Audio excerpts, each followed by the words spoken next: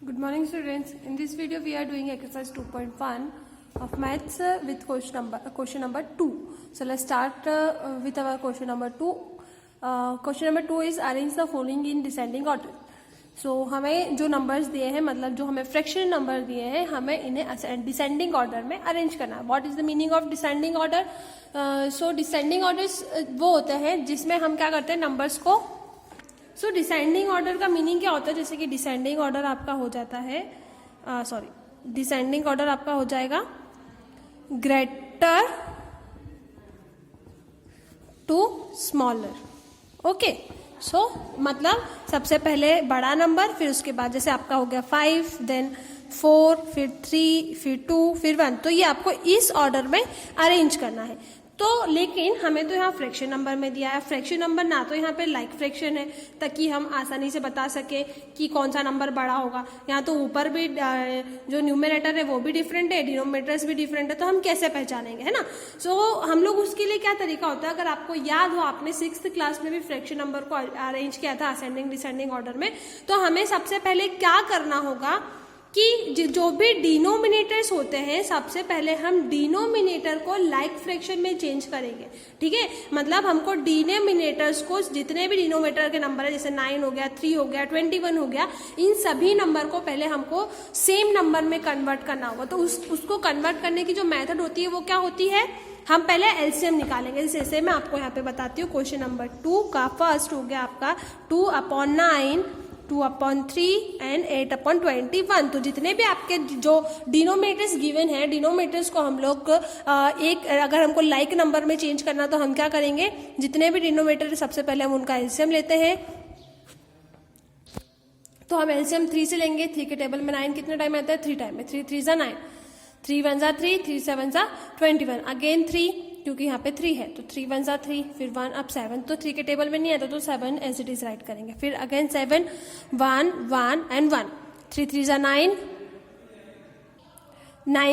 9 7 जा 63. तो आपका जो एलसीएम आ गया वो कितना आ गया, 63. तो ये आपका एलसीएम हो गया. इसका मतलब आपको इन नंबर को 63 में कन्वर्ट करना है. तो सबसे पहले हमारा 2/9 गिवन है, तो 2/9 को अगर हमको कन्वर्ट करना है 63 में, तो हम 9 को 63 कैसे बना सकते हैं, 9 7 जा 63.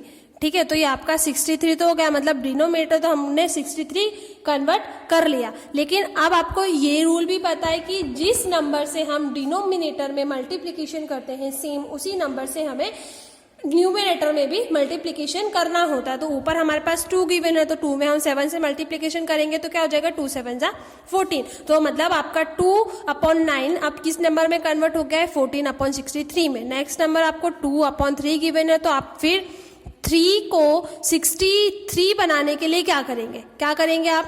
तो जैसे कि आपको ये रूल भी होता है कि जैसे आपको 63 है, 63 में आप 3 से डिवाइड कर दो, 3 1 जा 3, 3 2 जा 6, 3 1 जा 3, तो मतलब 21. तो अगर आप 21 में 3 से मल्टीप्लिकेशन करेंगे तो 63 आएगा. ये भी तरीका होता है.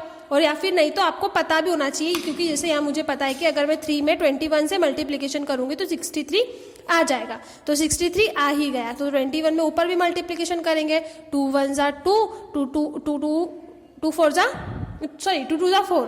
ठीक है, तो 42/63 हो गया. नेक्स्ट आपको जो नंबर गिवन है वो है 8/21. तो आप अपने 8/21 को 63 में कन्वर्ट करने के लिए आप किससे मल्टीप्लिकेशन करेंगे, 3 से. ठीक है, तो आपका 63 अगेन फिर से हो जाएगा. आप 8 में भी आप 3 से मल्टीप्लिकेशन करेंगे तो क्या हो जाएगा, 8 3 जा 24, तो 24/63.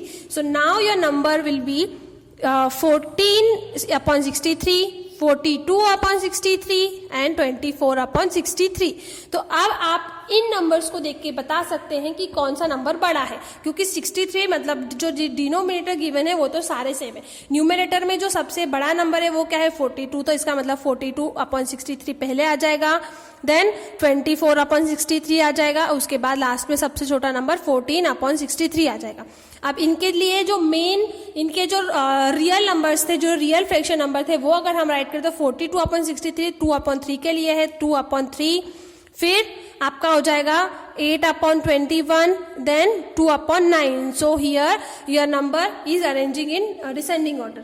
ठीक है, तो आपके जो नंबर्स है वो मतलब डिसेंडिंग ऑर्डर में अरेंज हो गए हैं। तो ये तरीके से आपको नंबर्स को अरेंज करना है। तो जैसे मैंने आपको फर्स्ट पार्ट करके बताया, सेम आपको सेकेंड पार्ट जो है इसका क्वेश्चन नंबर 2 का, वो आपको होमवर्क में करना है। क्लियर है? ओके। नेक्स्ट नंबर में आते हैं क्वेश्चन 3 जो है वो आप उसको स्किप कर दीजिए, वो हम नहीं करेंगे। Question number 4, question number 4 is a rectangular sheet of paper is 12 by 1/2 centimetre long and 10 by 2/3 centimetre wide, find the perimeter. मतलब एक रेक्टेंगुलर शीट है, पेपर है, उसके हमें लॉन्ग मतलब उसकी लेंथ दी हुई है और विड्थ दी है, तो हमें उसका पेरीमीटर फाइंड आउट करना है। तो आपको ये चीज पता है कि पेरीमीटर मतलब रेक्टेंगुलर शेप को कैसा होता है, पहले वो देख लेते हैं। ठीक है, तो जो ये है आपका एक रेक्टेंगुलर शेप। ठीक है, तो ये एक रेक्टेंगुलर पेपर है जिसमें उसकी जो लॉन्ग मतलब वो कितना लॉन्ग है, तो 12 by 1/2 और उसकी विड्थ है 10 by 2/3। ठीक है, तो ये उसकी लेंथ और विड्थ होगी। अब हमें ये एक रेक्टेंगुलर है, उसका पेरीमीटर फाइंड आउट करना है। So what is the formula of perimeter of rectangular? ठीक है, जो रेक्टेंगुलर होता है उसका पेरीमीटर का फॉर्मूला क्या होता है? ठीक है, पेरीमीटर ऑफ रेक्टेंगुलर, तो हम लोग ये भी राइट कर सकते हैं, perimeter of rectangular is 2 into length plus breadth. ठीक है, तो अब हम सबसे पहले यहाँ पे राइट कर लेते हैं, length is equal to L मतलब लेंथ होता है तो 12 by 1/2 और ब्रीथ इज 10 by 2/3। ठीक है, अब जैसे कि ये हमें मिक्स्ड फ्रैक्शन में गिवन है, तो मिक्स्ड फ्रैक्शन को हम लोग अदर फ्रैक्शन में चेंज करेंगे। किस तरह से करते हैं? पहले मल्टीप्लीकेशन करेंगे देन प्लस कर देंगे। तो 2 का 12 में मल्टीप्लीकेशन करेंगे, 12 2 जा 24, 24 एंड 1 5, 25/2। ठीक है, और इसका करेंगे तो 3 टाइम्स 30 और 30 और 2 32/3। तो ये आपके नॉर्मल नंबर में चेंज हो गए। अब इस वैल्यू को हम इस फॉर्मूले में पुट करते हैं, तो 2 इंटू लेंथ की वैल्यू आपको हो गई है 25/2 प्लस जो आपकी ब्रीथ है वो कितनी है 32/3। अब आपको फ्रैक्शन नंबर को प्लस करना तो आता है क्योंकि क्वेश्चन नंबर फर्स्ट में हमने यही करा था। ठीक है, तो हम सबसे पहले इन दोनों का एलसीएम लेंगे, तो इन दोनों का एलसीएम नॉर्मली क्या आ जाएगा, वही नंबर आ जाएंगे 6। ठीक है, तो 2 3 जा 6 हो गया आपका। तो 2 इंटू यहाँ आपने लिखा 6, इस जो डिनोमिनेटर है इसे इस जो मेन हमारा एलसीएम डिनोमिनेटर है इसमें मल्टीप्लीकेशन करेंगे, तो 2 3 जा 6, 3 का 25 में मल्टीप्लीकेशन करते तो क्या जाएगा 3 5 जा 15, 1 3 2 जा 6 एंड 7 75 प्लस 3 2 जा 6 2, 32 में 2 से मल्टीप्लीकेशन कर देंगे तो 2 2 जा 4, 2 3 जा 6 64। ठीक है, फिर आगे हम देखते हैं प्लस करेंगे। अब जैसे आपका यहाँ पे नंबर है 2 इंटू, अब ये तो एज इट इज हम राइट करेंगे, 75 प्लस 64 हम प्लस करेंगे। ठीक है, तो 75 और 64 कितना हो जाएगा देखते हैं, 4 और 5 9, 6 एंड 7 13, 139 139/6। अब आपको ये चीज पता है कि जो मल्टीप्लीकेशन में अगर नंबर गिवन है तो क्रॉस में नंबर जो है वो एक दूसरे से कैंसिल आउट हो जाते हैं, तो हम यहाँ पे नॉर्मली भी कैंसिल कर सकते हैं। जैसे 2 1 जा 2 और 2 3 जा 6, 2 से 3 6 जो है वो कैंसिल हो गया। ठीक है, 2 के टेबल में 6 आता है तो इसलिए हमने उसको कैंसिल कर दिया, 3 टाइम में आ गया। तो क्योंकि हम ये फ्रैक्शन चैप्टर ही पढ़ रहे तो नंबर जो हमारा आंसर है वो भी फ्रैक्शन नंबर में ही आएगा, तो 139/3 इज ऑल्सो फ्रैक्शन नंबर, तो ये फ्रैक्शन नंबर में हमारा आंसर हो गया। ठीक है, तो ये हमारा पेरीमीटर निकल आया। अब हम इसे हमने मिक्स्ड फ्रैक्शन नंबर से किया था, तो हम इसको मिक्स्ड फ्रैक्शन में भी कन्वर्ट कर सकते हैं। फ्रैक्शन नंबर को मिक्स्ड फ्रैक्शन में कन्वर्ट करने का तरीका क्या होता है कि जो डिनोमिनेटर होता है उससे न्यूमिनेटर में डिवाइड कर देंगे।